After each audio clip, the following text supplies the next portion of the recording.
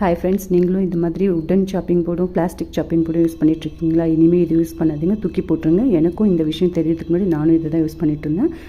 நம்ம இந்த plastic shopping போர்டில் வெஜிடபிள்ஸ்லாம் கட் பண்ணி எடுத்ததுக்கப்புறம் இந்த பிளாஸ்டிக் துகள்கள்லாம் வந்துடும். அதே போல் உட்டன்லேயும் அது மாதிரி தான் வந்துடும்.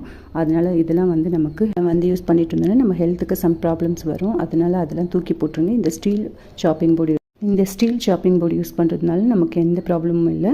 இதுலேருந்து நமக்கு எந்த இதுவும் வராது. அதனால் ஸ்டீல் சாப்பிங் போர்டே யூஸ் பண்ணுங்கள். இதில் வெஜிடபிள்ஸ் கட் பண்ணிக்கலாம். அதுக்கப்புறம் நம்ம இதை வாஷ் பண்ணி க்ளீன் பண்ணிவிட்டு தொடச்சிட்டு நம்ம இதிலே சப்பாத்தி மாவு கூட தரட்டிக்கலாம்.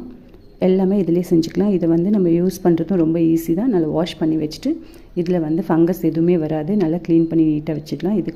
இது கூட பாருங்கள், சைடில் இந்த மாதிரி ஒரு ஃபோல்டிங் வரும். அதை நம்ம ஷேக் ஆகாமல் இருக்கிறதுக்கு இந்த மாதிரி ஃபோல்டு பண்ணி இது பண்ணிடலாம். தேங்க்யூ ஃப்ரெண்ட்ஸ், நீங்களும் இதே யூஸ் பண்ணுங்கள்.